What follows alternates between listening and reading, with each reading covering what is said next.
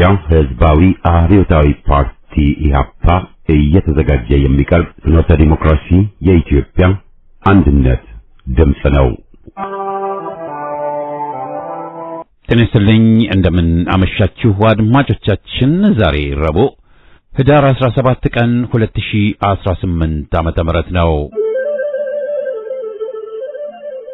የደምቢ ዶሎ ዩኒቨርሲቲ ተማሪዎች የነበሩትና በአክራሪ የኦሮሞ አሸባሪዎች የታገቱት ተማሪዎች ጉዳይ እስካሁን እልባትን አላገኘም።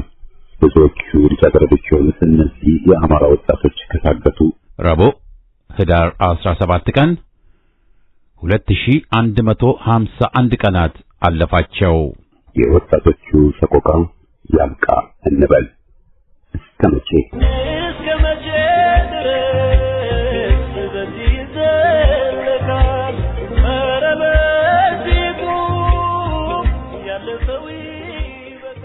ማን ትላንት ለወያኔ አድሮ አገር ወዳድ ድርጅቶችን አፈራረሰ?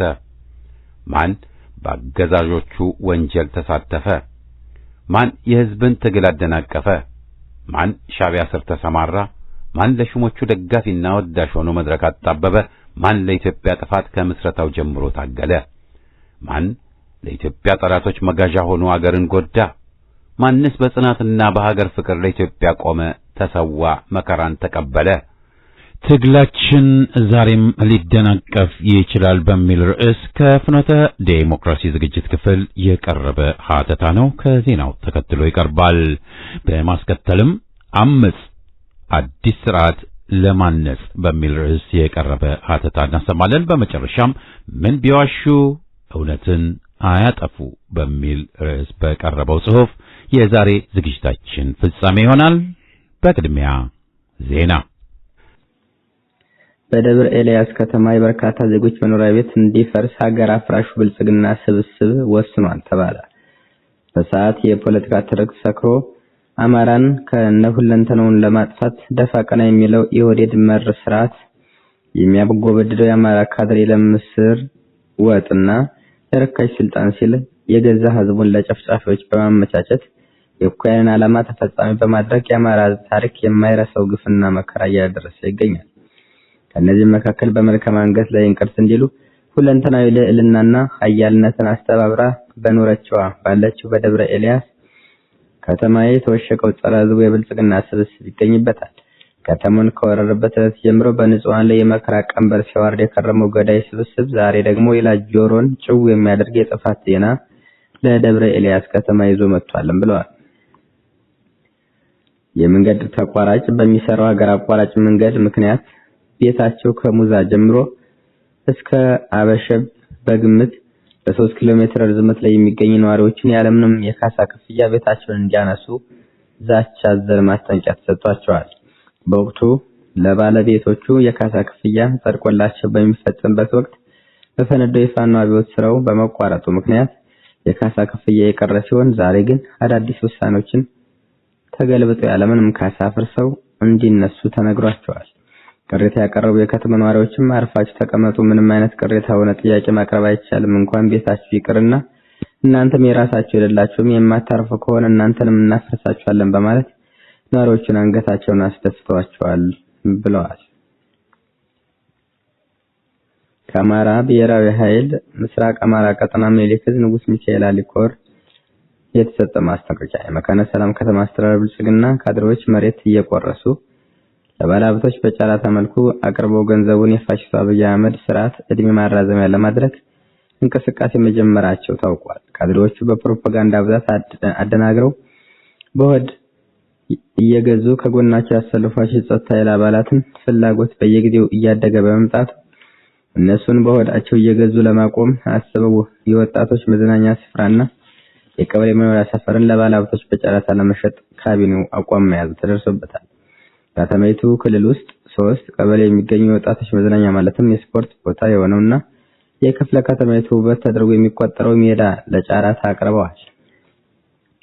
ይህም ብቻ ሳይሆን 2 ቀበሌ በተለምዶ ቲሊሊ ቲቲአይ ሰፈር ንጋት ፋርማሲ ፊት ለፊት የሚገኘው ቦታና ቀበሌ 01 ጤና ጣቢያ አቅራቢያ ደግሞ የቀበሌ መኖሪያ ቤቶችን ነው ለጨረታ ያቀሰቧቸው።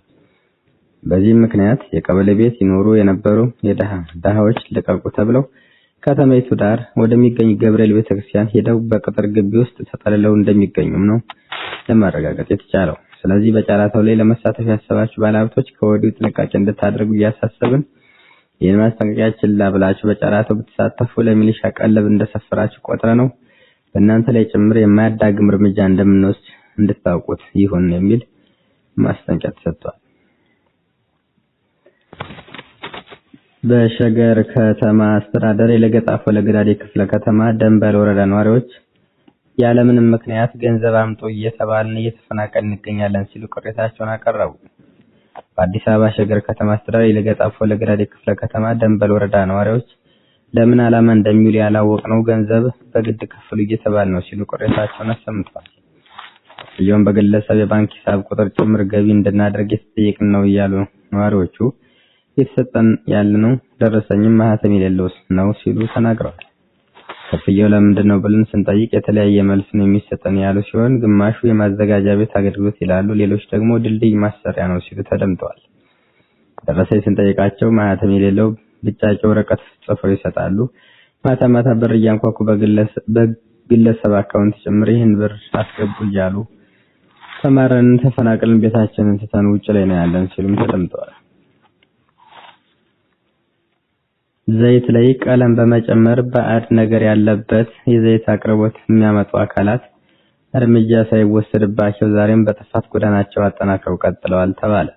አንዳንድ የዘይት አምራች ድርጅቶች ነጋዴዎች ጥራት የጎደለው የዘይት ምርታቸውን ጥራት ካለው ምርት ጋር በመልክ እንዲመሳሰል ለምግብነት ግብዓትነት እንዲውል ያልተፈቀደ ቀለም እንዲጨምሩ እና በዚህ ልክ የተበላሸ ለምግብነት የማይውል ከትክክለኛው የምግብ ዘይት ጋር በቀለም እንጂ ሌላ ነገር የማይመሳሰል ባዕድ ነገር የተጨመረበት ዘይት እያቀረቡ ይገኛል።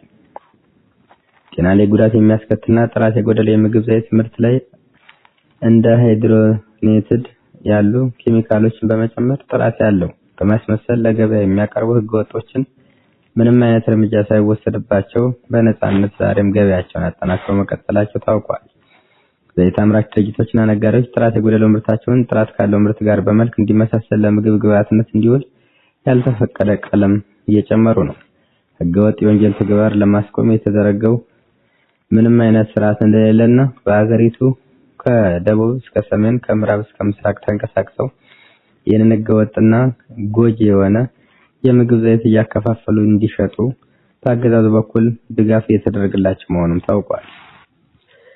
እውነት እያደረች ትጠራለች እንዲሉ አገዛዙ ወደ ፋኖ አስርጎ ያስገባውን ግለሰብ በተለያየ መንገድ ፖለቲካ ሊሰራበት መሞከሩ ተገለጸ።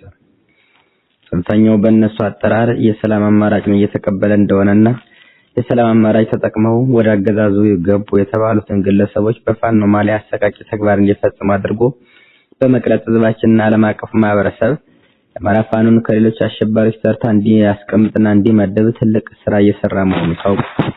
በአገዛዙ በኩል ፋኖን ከህዝብ ለመነጠል ነገር ግን እኛ የሰውነት ውሃ ልክ ሆነን ከሆነው የአማራ ህዝብ አብራክ የወጣንና የአፄ ምኒልክና የእቴጌ ጣይቱ ብጡል ልጆች ነን። ይህ ተግባር የምንታገለው የምንጸየፈው ተግባር ነው ሲሉ ፋኖቹ ምላሽ ሰጥተዋል።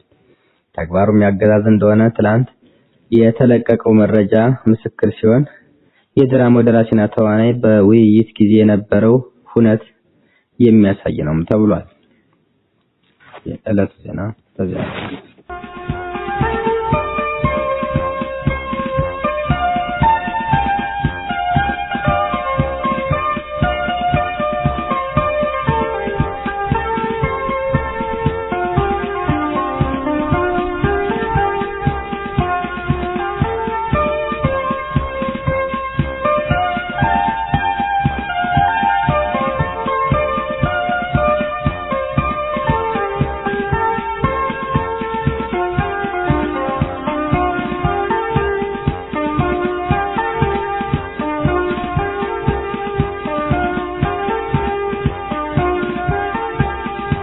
ትግላችን ዛሬም ሊደናቀፍ ይችላል።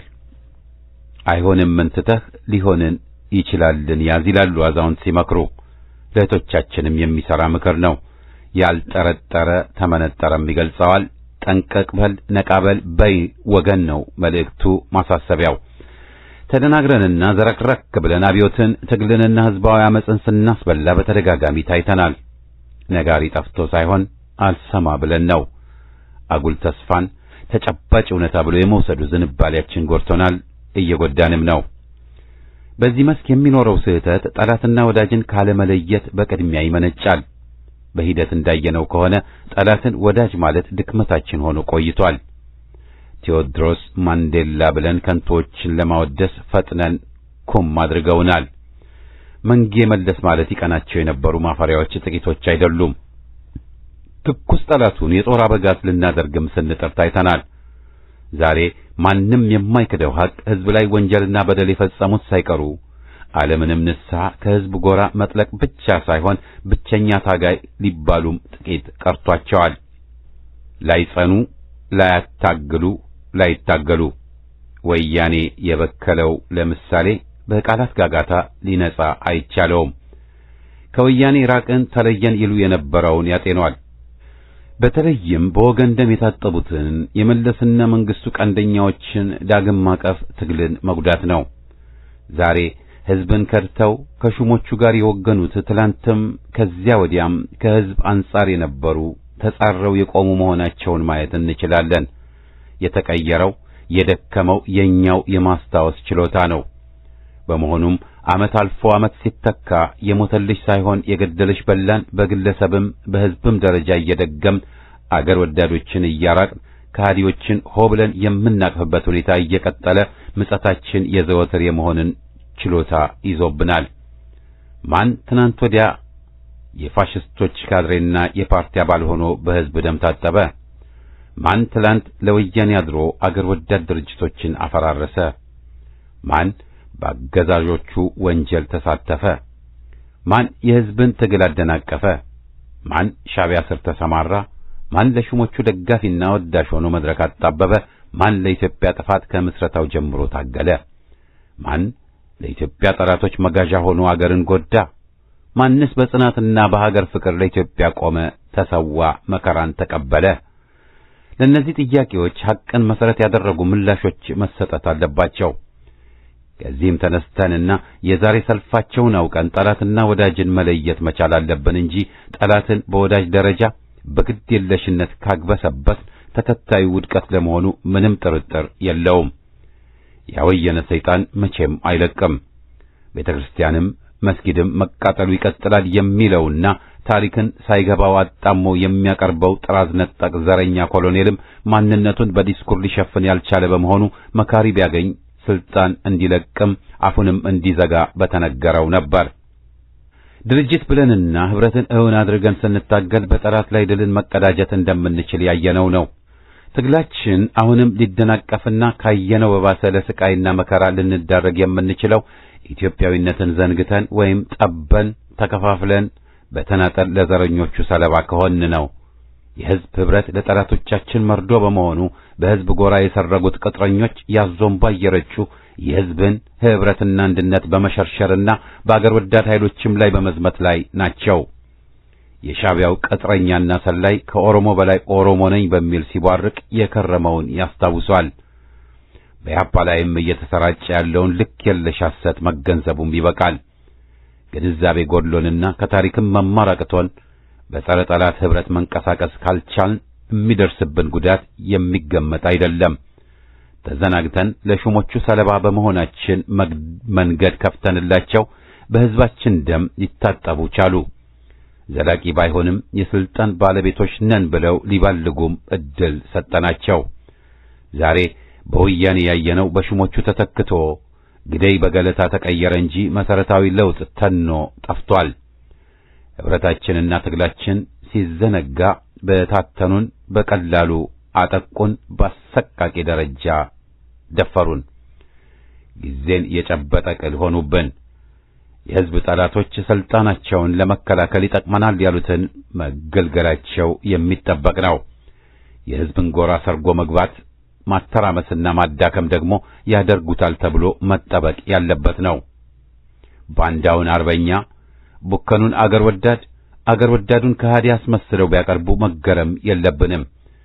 መዘዘኛውን የወያኔ ከፋፋይና የጥፋት ሕግ ሊያስጠብቁ ሽግግርን ላይቀበሉ መምጣታቸውን ነግረውናል። ይህን ቃላቸውን ማመን ሲገባን ከግብራቸው ጋር የሰመረ ነውና ዶሮን ሲደልሏት ልፈፋቸውንና የቅጥረኞቻቸውን የመንጋ ጨዋታ በመቀበል ልንዘናጋላቸው ቻል። ሀገር ጎጂ ጥፋት እነ ቡራዩ፣ ሻሸመኔ፣ አጣዬን አስከታይ ጥፋት ዛሬም ለመብታችን፣ ለእምነታችን፣ ለማንነታችን ለኢትዮጵያ ካልታገል ይጨርሱናል እንጂ ምንም ለውጥ አይኖርም። ይህን ሐቅ አለመቀበል ደግሞ ያስጨርሰናል ብቻ ሳይሆን ኢትዮጵያንም ሊያሳጣን የሚችል ነው። መብትም አገርም ሊቀሙን በትጋት እያሴሩ መሆናቸውን ደግሞ ዛሬ መረጃ አምጡ የሚለን ጅል ይኖራል ማለቱ ይከብደናል። የሹሞቹን ጽንፈኝነት መረጃ ስጡኝ የሚለው ሆዳደር በርካታ ወዳጆች የሉትም ባይ ነንና የውጭ ጣልቃ ገብነት የኢትዮጵያን ችግር ሲፈጥር ሲያባብስ የቆየ ነው። የአሜሪካንን ጥቅም ለማስጠበቅ ኢትዮጵያን ሰለባ ማድረግ ልማዳቸው ሆኗል። የሻዕቢያው መሪ አንድም እስረኛ ሳይፈታና ቅንጣትም ለውጥ ላያመጣ በየመን ጦርነት የሳውዲ አጋር በመሆኑና አሰብን ሳይቀር በመቸርቸሩ ወዳጅ ብለውት ሹሙ እንዲጎነበስለት አድርገዋል። ታሪካዊ ብለው ከጨፈሩት ስምምነት ኢትዮጵያ ምንም አላገኘችም። ለኢትዮጵያ ጥቅም የቆመና በሕዝብ የተመረጠ መንግስት ያጣችው አገራችን ለባዕዳን ሰለባ ሆና ዘመናት አሳልፋለች። የዚህን ሐቅ መዘዝ መረዳትና ጉዳቱንም ማስቆም ካልቻል ነገም ትግላችን ማጅራቱን ተመትቶ ድላችንን እንደምንቀማ ምንም ጥርጥር የለውም። የባዕዳንን ጥንስስ ተቀብለን ወደ ጠመቃው ከመግባት ፈንታ ትግላችንን ሙጭጭ ብለንና አገራችንን አስቀድመን ጸንተን ታግለን በነበር የዛሬውን ባችን ሲፈስ ባልታየም ነበር። ይህን የሉዓላዊነት ማጣት ሁኔታ ባጭሩ ልንቀጭ ካልቻል ጠላቶች ትግላችንን እንደሚያደናቅፉ ማወቅ ይኖርብናል። የባዕዳን ቅጥረኛ በመሆን የነሱን ዓላማ ከግብ ለማድረስ ተባባሪ የሆኑትን ሁሉ ሕዝብ አውቆና በጠላትነትና በከሃዲነት ፈርጆ ቅጣታቸውን ሊሰጣቸውም ይገባል። ባንዳን አገር ወዳድ ማለቱ ማብቃት ይገባዋል ማለት ነው። ትግላችንን እንዳይደናቀፍ ተባብረንና ኢትዮጵያን አስቀድመን መታገል ይኖርብናል። የዘረኞችና ከሃዲዎች መንጋ ይበታተናል። ትግላችን ተፋፍሞ ይቀጥል። ኢትዮጵያዊነት ዘረኞችን ያሸንፋል።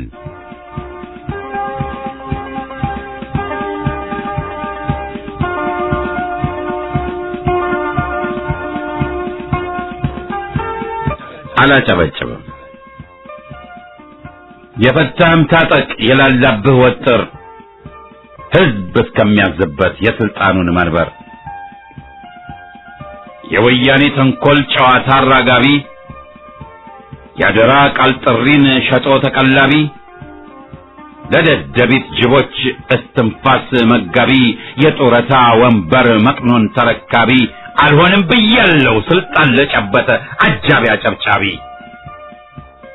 እስካሁንም ድረስ ከትላንት ጀምሮ ሕዝብ የሚታገለው ልጆቹን ገብሮ ለማንገስ አይደለም ሰው በሰው ቀይሮ ሕዝባዊ መንግስትን ለማምጣት ነው ትግሉ በሚሰጠው ምርጫ እንዲከበር ቃሉ። አዎ መሪ መፈክሩን አሳልፌ አልሰጥም፣ የሰማዕታቱን ደም ክፍያ አላረክስም፣ ክቡር ትግላቸውን አላልከሰከስም፣ ስልጣን ለጨበጠ አላጨበጭብም። አሁንም የምለው ሕዝባዊ መንግስት ነው ያንን አልቀየረም። ሕዝብ እስኪሆን ድረስ የስልጣን ባለቤት ያልመረጠው ወርዶ የመረጠው ወጥቶ እስከሚይዝ መንግስት ትግላችን ይቀጥል ችቦው ተቀጣጥሎ በአስመሳይ ጭብጨባ እንዳይቆም ተማሎ። የፈታህም ታጠቅ የላላብህ ወጥር ሕዝብ እስከሚያዝበት የስልጣኑን መንበር ስንት የአገር ዜጋ እንደወጣ ቀርቶ የስንቱ ምስኪን ቤት የደም እንባ አንብቶ ስንት ሺህ ዜጋ ላይ እስር ቤቱ ጠብቆ ሆኖ የሚታወቀው ያለ ተደብቆ ካላየው በስተቀር ሁሉም ነፃ ወጥቶ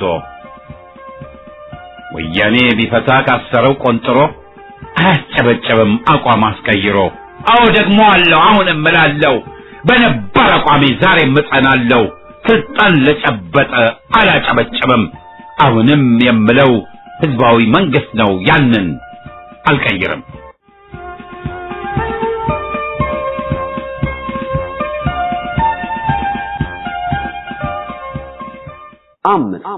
አዲስ ስርዓት ለማን? በአጼው ዘመን የአጼውን ስም በከንቱ ማንሳት በክብረ ነክነት ያስቀጣ እንደነበር ሁሉ በዘመነ ደርግ ደግሞ በአብዮቱ ላይ ለማሴር አሟርተሃል ወይም አስበሃል በመባል አያሌ ዜጎች ተረሽነዋል። ዛሬ ደግሞ ጉድ ሳይሰማ መስከረም አይጠባም ነውና ከራሱ ጎሳ ወይም ነገር ውጪ በመሆናቸው ብቻ አንዴ ጸጉረ ልውጥ ናችሁ፣ ሌላ ጊዜ ደግሞ የአይናችሁ ቀለም አላማረኝም በሚል ፈሊጥ ዜጎችን ሁሉ ከአጽመ ርስታቸው የሚያፈናቅል ጸረ ኢትዮጵያና ጸረ ትውልድ የሆነውን ወፍ ዘራሽ ወያኔን ጣለብን። ታዲያ ዱላ ወይስ መላ የሚለውን እንቶ ፈንቶ ቤተሰቡም እየፈረሰ ቀየውንም እንዲለቅ እየተገደደና ርስቱን እየተቀማ ላለው ድሃ አርሶ አደር ምን ትርጉም ይሰጠዋል? አድርባይነትን በሰለጠነ ፖለቲካ ከሽኖና አሳምሮ ከወያኔ ጋር ለመተሻሸት ከሆነ እርሱ የተበላ መላ ነው። ይሁን እንጂ ነገርን ከውሉ ቡናን ካቦሉ ነውና ዱላም ተባለ መላ ሁለቱም የአንድ ትግል ስልት አካል አምሳል መሆን ይችላሉ። ሁለገብ ትግል ሲቀዘቅዝ በእጅ ሲፋጅ በማንኪያ እንዲሉ ለነገሩማ እንደ ዘመኑ ቅብጢ ምሁር ሳይሆን የሀገራችን ገበሬ እኮ በደል ሲበዛበትና ውስጡ እርር ድብን ሲል ሳር ስቃለው እንደማሽላ ነገር በሆዴ የተብላላ ይልና ያንጎራጉራል። ቀጥሎም መሄድ አለኝ መንኮልኮል አፌ ባይናገር ሆዴ ይዟል ተንኮል ይላል።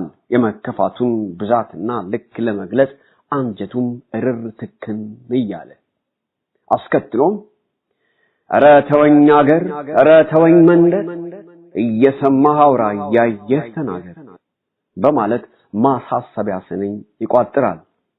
ነገር ዓለሙን አይቶ ደስ ካላለው ደግሞ ዳመናው ሲዳምን ይወረዛል ገደል ይዘገያል እንጂ መች ይረሳል በደል ወተት ይሸፍታል እንኳን ሰው ሲበደል በማለት ምርጫውን ያስተካክላል። አያይዞም ኧረ ጥራኝ ወንዙ ኧረ ጥራኝ ዱሩ ላንተም ይሻልሃል ብቻን ከማደሩ በማለት ርችት አሰምቶ ይሸፍታል እንጂ ዱላ ወይስ መላ ያለ ራሱን አያማግጥም። የዚህ ሁሉ ችግር ምንጩ ወያኔና ህገ አራዊቱ ነውና በተቀነባበረ ህዝባዊ አመጽ መወገድ ይኖርበታል ማለት ነው። ድር ቢያብር አንበሳ ያስር ነውና የምናስረው አንበሳ ባይኖረንም የሚኒሊክ ቤተ መንግስት ሰፍሮ ባለው የአውሬ መንጋ ላይ መረባረቡ ግን ለነገ የማይባል ብሔራዊ ግዴታ ነው። ዛሬ አርሶ አደሩ ከቀየው እየተፈናቀለ መሬቱን ለዘመን አመጣሽ የወያኔ የህንድ የአረብና የፈረንጅ ቱጃሮች ከማስረከቡም በላይ ቀየውን እየለቀቀ በሚሰደድበት በርካታው የከተማው ነዋሪ ህዝብ በውሃ እጦት በመብራትና ትራንስፖርት እጥረት እየተሰቃየ ከመሆኑም በላይ የሚበላው አጥቶ የበይ ተመልካች በሆነበት ህዝበ ሙስሊሙም ሆነ ህዝበ ክርስቲያኑ በነጻ ሃይማኖቱን ብሎም አምላኩን እንዳያመልክ ወያኔ በካድሬዎቹ እያመሰው ባለበት ተማሪው፣ አስተማሪው፣ ነጋዴውና ቀሳውስቱም ሆነ ምዕመናኑ በአጠቃላይ እየታመሰ በሚገኝበት አገሪቱ እንዳለች በማህበራዊ ኑሮ ቀውስ እየተናጠች በፖለቲካና በኢኮኖሚ ቸነፈር እየተገረፈች በምትገኝበትና በተመሳሳይ መልኩም በወያኔ ውስጥ የጦዘው ሽኩቻ በላይኛው በመካከለኛውና በታችኛው የአመራር አባላትና አካላት ውስጥ በመውረድ ድርጅታዊ ህልውናቸውን እየተፈታተነው ከመሆኑም በላይ ተለጣፊ ድርጅቶቹም ከዋኝ አጥተው እየተዝለፈለፉ ባሉበት ህዝቡም በበኩሉ በሚያመቸው አጋጣሚ ሁሉ ሰላማዊ ሰልፍ በመውጣት ድምጹን በሚያሰማበት ብሎም እንቢተኛነቱን በተለያየ ስልት በሚያስተጋባበት በአሁን ወቅት ትግሉን ወደ ላቀ ደረጃ ለመውሰድ በበቂ የተደራጀ ኃይል እንደ አንድ ሰው የቆመ ህዝብና የተቀነባበረ የትግል ስልትና ስትራቴጂን መቀመር ይጠይቃል።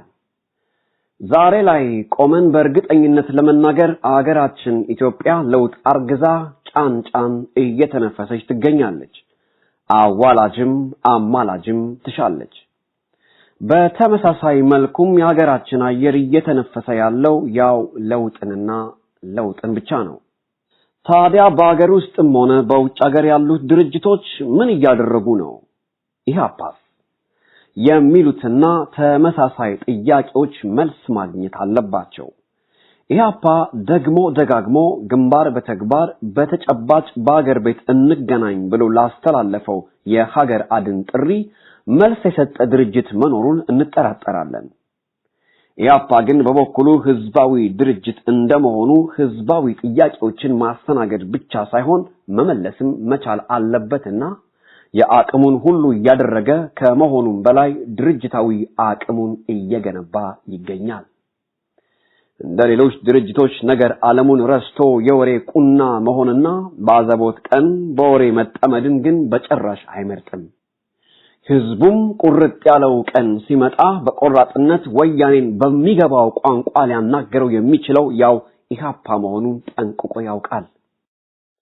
ስለዚህም ኢህአፓ ድርጅታዊ አቅሙን በመገንባትና አይቀሬውን ህዝባዊ ግዳጅ መወጣት አለበት ማለት ነው። ትግሉንም በቀጣይነት ለመምራት ሆነ ለማስተባበር ድርጅታዊ ብቃቱን ማሳየት መቻል የግድ ይሆናል ማለት ነው። እናም ኢህአፓ አንጋፋና በሳል የፖለቲካ ድርጅት እንደመሆኑ መጠን በተመክሮም ላቅ ያለ በአደረጃጀቱና በራዩም የገዘፈ ጠንካራና በሳል ድርጅት መሆኑ ግልጽ ነው። በአሳር በመከራ የተፈተነች ህይወት ያለው ፍጹም ነው እምነቴ የትግሉ ነው ህይወቴ ብሎ በመነሳት ሁለት አምባገነን አገዛዞችን አንበርክኮ ሶስተኛውን ለመጣል እየታገለ ያለ በሳል የፖለቲካ ድርጅት እንደመሆኑ መጠን በተሞክሮም ላቅ ያለ በአደረጃጀቱና በራዩም የገዘፈ ዝና ያለው ድርጅት መሆኑ የማይካድ ሐቅ ነው።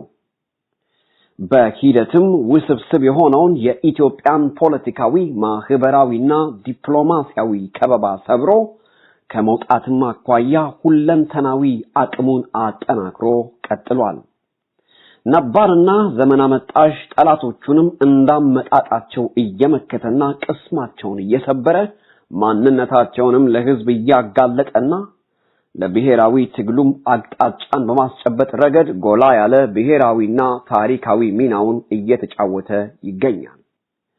ኢህአፓ የፓርቲ ፖለቲካም ሆነ የመድብለ ፓርቲ ባህል ጭራሽ በሌለበት ስነ መለኮታዊ እንጂ ህዝባዊ መንግስት የሚለው ጽንሰ ሐሳብ ገና ባዕድ በሆነባት ኢትዮጵያ ውስጥ ተወልዶ የዲሞክራሲና የነጻነት መንፈስ እንዲፈካ ፖለቲካዊ ተስፋና ፍላጎት እንዲስፋፋ የእኩልነትና የፍትህ ስሜት እንዲንሰራራ የመሻሻልና የእድገት ፍላጎት እንዲጠነክር የህግ የበላይነት እንዲሰፍን የህዝቦችን እኩልነት ማዕከል ላደረገ ብሔራዊ አንድነት የታገለና እየታገለ የቀጠለ ድርጅት ነው። ስለዚህም በወርድና በስፋቱ በቅርስና ይዘቱም ሆነ በስነ ምግባሩ ኢትዮጵያዊነቱን በመጠበቅ ሰፊና ብሔራዊ ሆኖ ነው የቀጠለው። እንደ ጎሰኞችም ሳይሆን በአወቃቀሩም ሆነ በአደረጃጀቱ ህብረ ቀለምና ኩሩ ኢትዮጵያዊ ድርጅት ነው።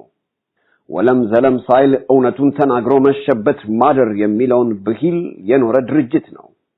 በመሆኑም ኢህአፓ ከማንም በፊት ጎሳ የሚለውን የወያኔ ነጠላ ዜማ ያጋለጠ ብቻ ሳይሆን በዱር በገደሉም በይፋ የተዋጋቸውና እየተዋጋቸው የቀጠለ ኢትዮጵያዊ ኃይል ነው።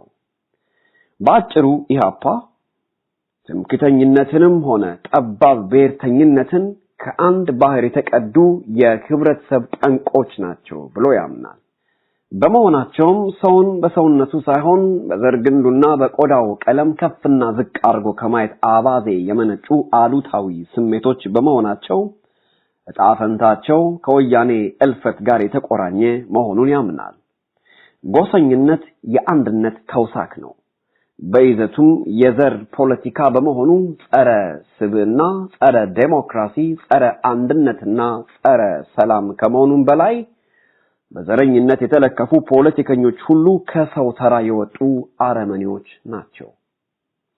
የሀገራችን ፖለቲካ ብሎም በትረ መንግስቱ ከሁለቱ ስሜቶች በላይ በሚያስብ በሳልና ሀገራዊ መንግስት እስካልተተካ ድረስ ስንቅና ትጥቃቸው ቂምና ቁርሾ ለሆነው ትምክተኞችና ጠባብ ብሔርተኞች ተመቻችተን እንቀጥላለን ማለት ነው። ስለዚህ የዜጎችን እኩልነት ማዕከል ያደረገ ብሔራዊ አንድነትን መገንባት ብሎም ህዝብ በቀጥታም ሆነ በተዘዋዋሪ በትረ መንግስቱን የሚቆጣጠርበት የህግ የበላይነት የተረጋገጠባትና የሰው ልጅ በሰውነቱ የሚከበርባት ኢትዮጵያን በመፍጠር የሁለቱን ኢሰባዊ ስሜቶች ደብዛ ማጥፋት ይቻላል። ለዚህም ነው ኢህአፓ በወርድ በስፋቱ ባወቃቀሩም ሆነ ባደረጃጀቱ ህብረ ቀለምና ኩሩ ኢትዮጵያዊ በመሆኑ ጨክነው የሚጠሉት። በአንጻሩ ደግሞ አባላቱና ደጋፊዎቹ በጣም ይኮሩበታል። የአባላትና ደጋፊዎቹ ጽናት፣ እምነት፣ ጥልቅ የሀገር ፍቅር ስሜታቸውና ወኔያቸው የማይነጥፈውን በቀጣይነት ለሚታገሉለት ነጻነት፣ እኩልነት፣ ዴሞክራሲ፣ ብሔራዊ አንድነትና ሉዓላዊነት አስተማማኝ የትግል መሳሪያቸው መሆኑን ጠንቅቀው ስለሚረዱ ነው። የፖለቲካ ንቃት፣ ጥራት፣ ብስለትና ብቃታቸውም እንዲሁ በቀጣይነት የሚመነጨው ከዚሁ ቋሚ ከሆነው የድርጅታቸው መተክል ነው። ለእናት ሀገራቸው ቀናይ በመሆናቸውም ዓላማቸው፣ ፍልስፍናቸው፣ ርዕዮተ ዓለምም ሆነ አጀንዳቸው ኢትዮጵያዊ ነው። በመሆኑም ጠባብ ብሔርተኞች ወያኔና ለወያኔ ሁለት ሆድ ያላቸው መሃል ሰፋሪዎች ሁሉ ይጠሏቸዋል። ይህ ደግሞ ጸጋቸው ነው። ኢህአፓና አባላቱ ለሀገራቸው ያላቸው ፍቅር ፍጹም የማይነጥፍ ከመሆኑም በላይ በገንዘብና በንዋይ የሚለካ ሸቀጥ እንጂ ፍቅር አለመሆኑን ጠንቅቀው ያውቃሉ። ለዚህም ነው ሞቅ ደመቅ ሲል አጉል መኮፈስ፣ ዘጭ ረጭ ሲል ጭራሽ መረበሽ የማይታይባቸው። ለዚህ ነው ወያኔና መሰሎቹ የኢህአፓ ስም በተነሳ ቁጥር ጭልፊት እንደሳታት ዶሮ ጭር የሚሉትና የሚረበሹት። ስለዚህ ወያኔና ስርዓቱ በተቀነባበረ የህዝብ አመጽ መወገድ አለበት ከተባለ ኢህአፓን ጥሎ ጉዞ አይሆንም። ኢህአፓ ዛሬም እንደ ትላንቱ ነገም እንደ ዛሬው በትግል መሞት ህይወትን እየዘመረ ሊሞት አንድ ሐሙስ በቀረው ወያኔ ላይ የአገር አድን ዘመቻውን ከኢትዮጵያ ህዝብ ጎንና አንድነት ኃይሎች ጋር በመተባበር ትግሉን ለማጧጧፍ ዝግጁ ነው። ለዚህም ዛሬም እንደ ትላንቱ ከሩቅ ሳይሆን በቅርብ በትግሉ ሜዳ ከህዝባችን ጋር አንድ አካል አንድ አምሳል በመሆን ከወጣቱም ከአዛውንቱም ከሴቱም ከወንዱም ጋር በመዋሃድ የጋራ ጠላትን በጋራ መጥቶ የጋራ ዕጣ ፈንታችን በጋራ ለመወሰን በሚደረገው ወሳኝ ፍልሚያ ላይ ይገኛል። ወቅቱ የሚጠይቀውም ተጣማጅ አርበኛን እንጂ ዱላ ወይስ መላ በሚል የአፍዝ አደንግዝ ፖለቲካ መጠመድን አይደለም። ስለዚህ የአንድነት ኃይሎች ሁሉ በመተባበር ህዝብም እንደ አንድ ሰው መንቀሳቀስ ይችል ዘንድ ኃይልና አቅማቸውን በማስተባበር በወያኔ ላይ የማያዳግም እርምጃ መውሰድ ያለባቸው ጊዜ አሁን ነው። ወደፊት በሉለት፣ ይለይለት ነው ነገሩ። እናሸንፋለን።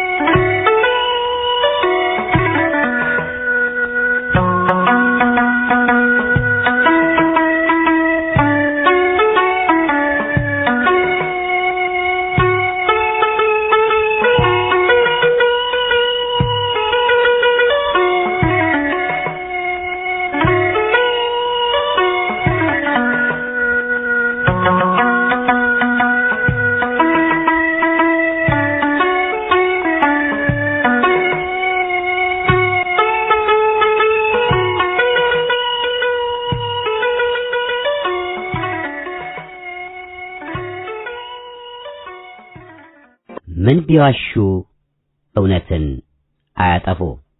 ለሰብአዊ መብት ተሟጋች ነን የሚሉ ምዕራባውያን ተቋሞች ነፃና ሚዛናዊ ነን ባይ እንደ ቢቢሲና የአሜሪካ ድምፅ ሬዲዮ አይነት ተቋሞች፣ ጋዜጦች ወዘተ አብዛኞቹ ለሀገራቸው መንግስት ታዛዥ ወይም አፈቀላጤ ናቸው። ችግሩ የሀገራችንም ሆነ የመላ ሶስተኛ ዓለም ህዝብ ሚዛናዊና ገለልተኛ አድርጎ እነሱን መቁጠሩ ነው። እንኳን የባዕዶች በሀገራችን የተቋቋሙት የሰብአዊ መብት ድርጅቶች ሚዛናዊ መሆን ያቃታቸውና አንዳንዶቹም በአገዛዙ ራሱ የተመሰረቱና ለጥብቅና የቆሙ ናቸው። የኢትዮጵያ የሰብአዊ መብት ኮሚሽን የኢትዮጵያ ገዢዎች ታዛዥና አገልጋያቸው ተቋም ነው። የአሜሪካው የሰብአዊ መብት ተከላካይ ተቋም ነኝ ባዩ ሂውማን ራይትስ ዋች ለምሳሌ አክራሪ የአሜሪካን ፖለቲካ ደጋፊ መሆኑን ቀደምም ያጋለጥነው ነው። ትላንትም የአካባቢ ተጠሪ የሆነችው ላቲሻ ባደር ወያኔን ደግፋ ቆማ በኢትዮጵያ ላይ ማዕቀብ ይደረግ በሚል ውግዘት አዘል ፖለቲካዊ መግለጫዋ ድርጅቱ አፍቅሮ ወያኔ ያሰከረው መሆኑን አረጋግጣለች። ወያኔ የኢህአፓ አመራር አባሎችን ልዩ ልዩ አባሎችንም ጨምሮ አግቷል፣ ፍታ በሉት ቢባሉ አልሰማንም ብለው ለዓመታት ከወያኔ ጎን ቆመው ፖለቲካዊ ድርጅቶች መሆናቸውን ካሳወቁ ውሎ አድሯል። የሚያሳዝነው ግን ዜጎች በተለይ በውጭ ሀገር ያሉት እንደ ለህዝብ መብት ሲሟገቱ ዓመታት ያሳለፉትን እንደ ኢትዮጵያ የፖለቲካ እስረኞች አንድነት ኮሚቴን ለአንድ አፍታም ሳይረዱ ለነዚህ የባዕድ ተቋሞች ግን አዳናቂዎች፣ ገንዘብ አዋጪዎችም ሆነው መክረማቸው ነው። ተቋሞቹ ግን ይኸው አልገባ ላላቸው እኛ የመንግስታችን ፖለቲካ አራማጅ ነን፣ ወያኔን ደጋፊ ነን ብለው እንደገና እየነገሩ ናቸው። ለሀገር የቆሙትን አናውቅም ብሎ ፈረንጅን ከነግሳንግሱና መርዙ ማዳነቁ መቼ ይሆን የሚያከትመው? ገዢዎች እስከዛሬም ቢሆን ከንግድ ስምሪት ጋር በተያያዘ የመብት ረገጣን የሚቃወመውን ሕግ አላጸደቁም። ስለዚህም በስራ ቦታ ላባደሮችም ሆኑ ሰራተኞች በአጠቃላይ ብዙ በደል እየደረሰባቸው አለ። ቀደም በስኳር ፋብሪካዎችን አካሄጆች የሆላንድ ዜጎች ሲካሄድ የነበረውን ዘረኝነት በሚያስታውስ ደረጃ የቻይና ባለሀብቶች የኢትዮጵያ ሰርቶ አደሮች ላይ አስከፊ ዘረኝነታቸውን በነጻ ያንጸባርቃሉ። ወያኔ ሰራተኞችን የመደብደብም መብት ሰጥቷቸው ቆይቷል። አገሪቷ ለውጭ ባለሀብቶች ክፍት ስትደረግ ግን በዚህ መስክ የመጣውን የመብት ረገጣ አላየሁም፣ አልሰማሁም ማለቱም መርጠው ቆይተዋል። የኢትዮጵያ የሰብአዊ መብት ጉባኤ የተባለው ይህን መስክ በተመለከተ የተግባር ወይም የእንቅስቃሴ እቅድ ያልነበረው ሲሆን አሁንም የለውም። መብት አስጠባቂ የሆነ ነፃና ገለልተኛ ተቋም የለም። ይህ የሚጠበቅም አልሆነም። የባዕድ የማዕድን ኩባንያዎችና በመጠጥ አምራችነት የተሰማሩትም በአካባቢ ብክለት በከፍተኛ ደረጃ ተጠያቂ ቢሆኑም የሚናገራቸው የሚከሳቸው አላገኙም። አገዛዞች ራሳቸው በቀጥታ የሕዝብን መብት ረጋጭ በመሆናቸው በንግድ እንቅስቃሴ የተሰማሩ ባዕዳን ኢትዮጵያ ትመቸናለች ብለው ቢደመድሙ ከሐቅ የራቀ አይደለም። የሰራተኛው መብት ሲረገጥ ጉቦ በሊታ ባለስልጣኖች ዝም ቢሉ የሚያስገርም አይሆንም። ወያኔ ነውና የለየለት ዘረኛ ቴዎድሮስ አድሃኖም አሁንም ድምፁን ከፍ አድርጎ የሚጮኸው የትግራይ ሕዝብ ሊፈጅ ነው በሚል እንጂ ረገብ ብሎ ወያኔ ያካሄደውን ሊቀጥል ያቀደውን ፍጅት ከቶም አያነሳም። በውልደቱ የተጠቂው ሕዝብ ወገን የሆኑት ደግሞ ቡዴና ነውና ጥቅማቸው እንዳይነካ ይፈራሉና ከባዕዳን ጋር ተቃቅፈዋልና ባላቸው ቦታ ተጠቅመው ለተጠቂው ሕዝብ ሲጮሁለት አልሰማንም፣ የምንሰማም አይመስልም። ሕዝብ ራሱ ተደራጅቶና ታጥቆም ራሱን መጠበቅ አለበት እንጂ የተደገሰለት ሰላም ሳይሆን አሰቃቂ ፍጅትና እልቂት መሆኑ ከቶም አያጠራጥርም። መብት አስጠባቂ ነን ባይ ባዕዳን ተቋሞች በመሰረቱ የመንግስታቸውን ጥቅም አስጠባቂዎች ናቸውና እነሱን የሚያደንቅ በእነሱ የሚመካ የኢትዮጵያ ሐቀኛ ልጅ ሊኖር አይችልም። ከ1995 ዓመተ ምህረት ማለትም ከ27 ዓመት በላይ ለሆነ ጊዜ የኢትዮጵያ የፖለቲካ እስረኞች አንድነት ኮሚቴ በአገር ወዳድ ኢትዮጵያውያን ተመስርቶ የሁሉንም ዜጎች በደል ሲያስተጋባና ዓለምንም አድሎ መብት እንዲጠበቅ ሲታገል ቢቆይም ከበርታ ይልቅ ያጥፋህን ከብዙዎችም ማትረፉ የሚደበቅ አይደለም። ሊተኩት ከያቅጣጫው ብቅ ብለው ስራውን ሊያደናቅፉ ከሞከሩም በኋላ በዚያው ከስመዋል። ለከበርቴዎቹ የባዕድ ተቋሞች ተጨባጭ ሁለገብ ድጋፍ ሲሰጡ፣ ለኮሚቴው ግን አለንልህ በርታ ሊሉት አልዳዳቸውም። ስለዚህም መድረኩን ይዘው ስለኛ ሀገር የመብት ጥበቃ ጉዳይ ለፍላፊዎችም ሆኑ ተጠሪዎች በባዕዳን መንግስታት ቁጥጥር ስር ያሉ ተቋሞች ናቸው። ወያኔን ቢደግፉ፣ ለኮሎኔሉ ሽፋን ሰጪ ቢሆኑ ከቶም ሊያስገርመን አይገባም። በህብረት ትግል መብት ረጋጮችን እናስወግድ። ድል ለኢትዮጵያ ሕዝብ!